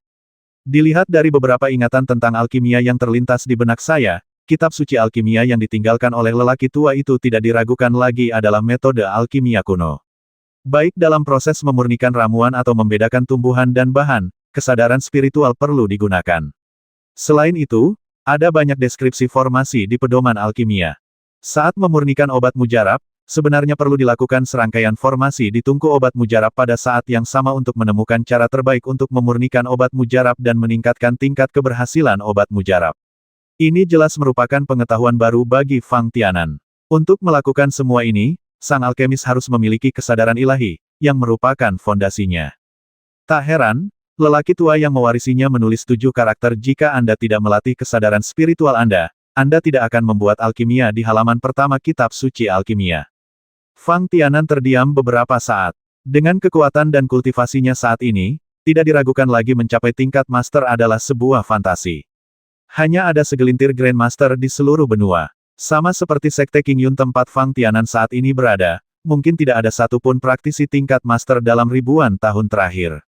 Sekte seperti itu bisa menjadi sekte besar dalam radius hampir 1000 mil. Bisa dibayangkan betapa sulitnya bagi seorang praktisi untuk mencapai tingkat master. Memikirkan hal ini, Fang Tianan mau tidak mau menunjukkan ekspresi pahit. Tampaknya pahala akhir dari perjalanan menuju gua warisan ini tidak sebesar yang saya bayangkan. Setidaknya, hadiah besar terakhir ini membuat Fang Tianan sedikit tidak termotivasi. Untungnya, semua yang diperoleh Fang Tianan sebelumnya telah memberikan dasar yang baik baginya. Terutama transformasi tubuh dan bakatnya sudah cukup untuk memungkinkan Fang Tianan melangkah lebih jauh dalam jalur kultivasi di masa depan. Fang Tianan juga mendapatkan kembali ketenangan pikirannya. Karena manual alkimia untuk sementara tidak berguna, tepatnya, Fang Tianan tidak memiliki cara untuk menyempurnakan ramuan untuk saat ini.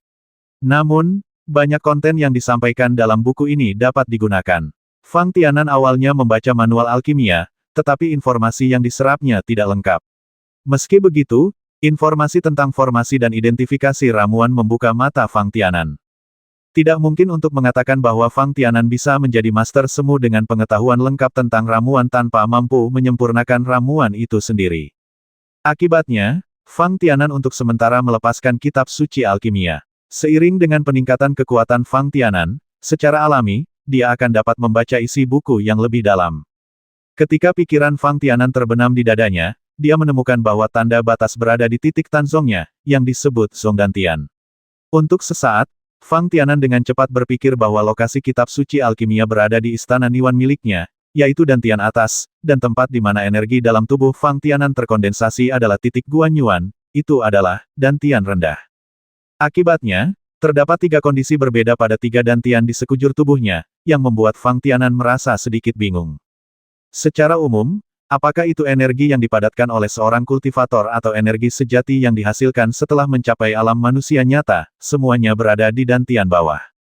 Mengenai fungsi Dantian menengah dan atas, Fang Tianan hanya tahu sedikit. Dari informasi yang ditinggalkan oleh lelaki tua itu, tercatat dengan jelas bahwa pada zaman dahulu, setiap kultivator akan melatih ketiga Dantiannya secara bersamaan. Namun belum ada penjelasan detail mengenai fungsi spesifik ketiga Dantian tersebut. Fang Tianan tidak bisa tidak bertanya-tanya, apakah dia tanpa sadar masuk ke dalam praktik praktisi kuno. 30.